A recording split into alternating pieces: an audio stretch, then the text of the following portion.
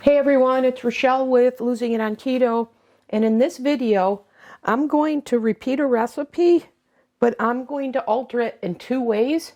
Well, three ways actually. So let me give you a little bit of the background. I recently made a banana cake, and I said in that video that the batter was like a pudding. It was delicious. And I had noticed that when I made the protein brownies, same thing, which is the base recipe. So I had wanted to make this into pudding. So that's one change. I'm going to make that same recipe into a pudding. And then secondly, I'm changing the way I make it in terms of what appliance I use.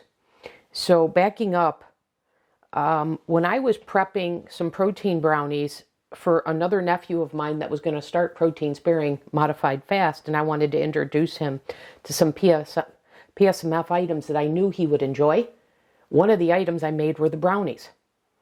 And one I made in the Vitamix, the other batter I made in my food processor.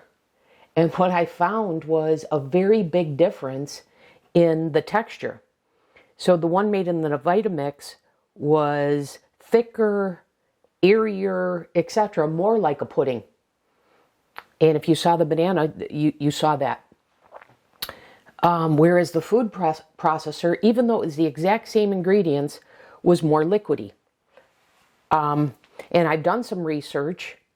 And yeah, there's a science behind using a food processor versus the Vitamix as to why that was the case. So if I used a food processor, I couldn't use that recipe as a pudding. But if I do the Vitamix, I could. But the reason why I did the food processor for this, why I had switched, is because I wanted the batter to come out more easily, because the blade is not removable in the Vitamix. And that's how I stumbled upon the batter differences.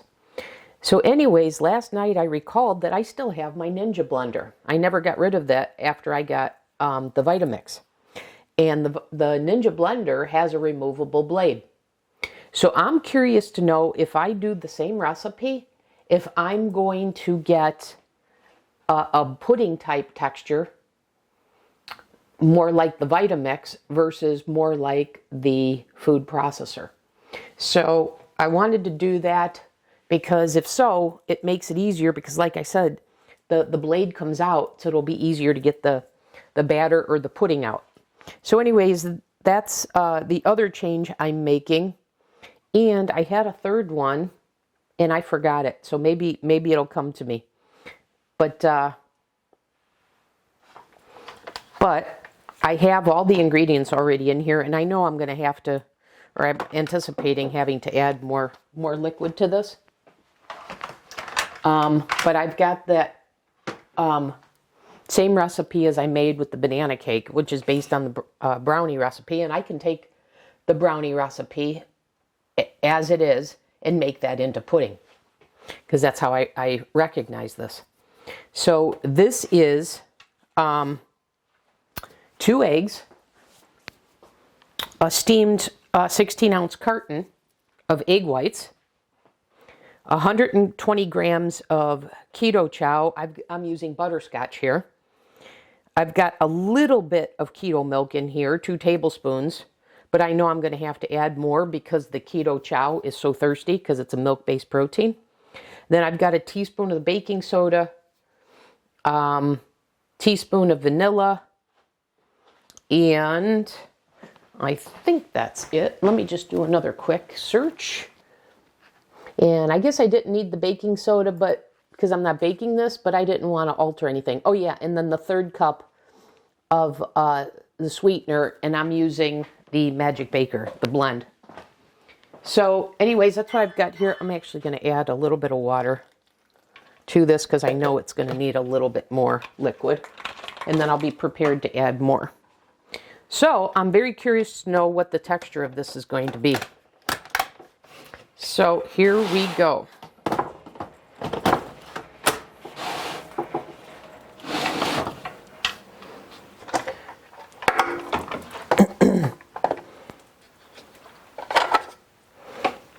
right, and now here's the blade that's removable.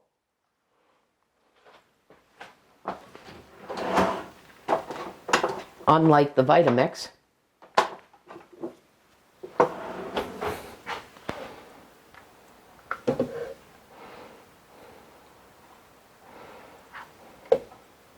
Pretty well cleaned. Now, I've concluded I'm going to get 6 servings for this. And I'll include it in the video description. But 6 servings, the macros are 125 calories, 25 grams of protein, 2 grams of fat, 2 total carbs, 1 net carb, for a protein to energy ratio of 8.1.